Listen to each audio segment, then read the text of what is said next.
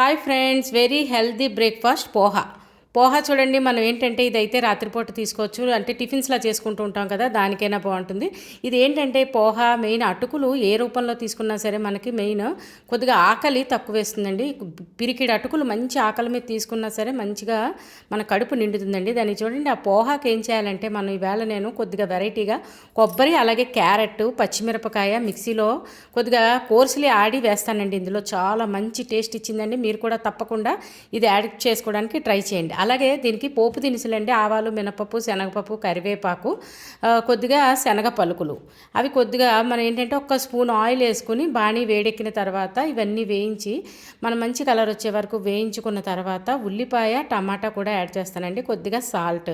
ఆ ఉల్లిపాయ టమాటా సన్నగా అయినా తరుకోవచ్చు, లేదంటే కొంచెం పెద్దగా ముక్కలు తరుక్కుంటే కనుక అటుకులు సన్నగా ఉంటాయి కదండి, ఇవి కూడా వేగి మన పళ్ళ కింద పడితే బాగుంటుంది. అందుకని అయితే పెద్దగా లేదంటే చిన్నగా ఎలా కావాలంటే అలా తరుక్కున్న తర్వాత ఇవి కూడా చిన్న కలర్ మారిన తర్వాత మనం ఇందాకలా కొబ్బరి అలాగే క్యారెట్ పచ్చిమిరపకాయ పేస్ట్లో వేసాం కదండి, అది కూడా వేసి ఇందులో కొబ్బరి వేసిన తర్వాత ఒక 5 మినిట్స్ వేయించుకున్న తర్వాత మనం ఆల్రెడీ కడిగి పెట్టుకున్న అటుకులు ఉన్నాయి కదండి, అవి కూడా శుభ్రంగా ఇందులో వేసి కలిపి తీసుకుంటే సూపర్గా ఉంటుంది. మెయిన్ దీనికి ఖచ్చితంగా కొబ్బరి అలాగే క్యారెట్ మంచి టేస్ట్ని ఇస్తుందండి. తప్పకుండా వేసుకుని చూడండి. అలాగే ఈ డిష్ ఇలా చేసుకుని తప్పకుండా కామెంట్ పెట్టండి, మీకు ఎలా కుదిరిందో, మీకు ఎలా అనిపించిందో.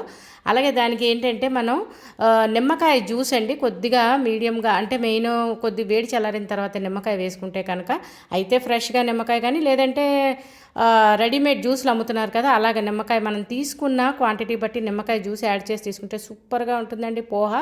అలాగే కొద్దిగా చివరిగా కొరియాండర్, మన కొత్తిమీర కూడా వేసి తీసుకుంటే సూపర్గా ఉంటుంది. మీరు కూడా ఈ పోహాని ఇలా ట్రై చేసి మీకు ఎలా కుదిరిందో కామెంట్ పెట్టండి. ఛానల్ సబ్స్క్రైబ్ చేసుకోకపోతే సబ్స్క్రైబ్ చేసుకోండి. ఒకవేళ చేసుకున్నట్టయితే కనుక ఫ్రెండ్స్తో రిలేటివ్స్తో తప్పకుండా షేర్ చేయండి. కొత్తగా చూస్తున్న వాళ్ళు అమ్మ వంటిల్లు మన ఆరోగ్యం మన చేతుల్లో ఛానల్ని తప్పకుండా సబ్స్క్రైబ్ చేసుకోండి. మరిన్ని ఆరోగ్యకరమైన వంటలు నేను చేసిన మీకు చేరాలంటే please subscribe to my channel friends. Thanks for watching.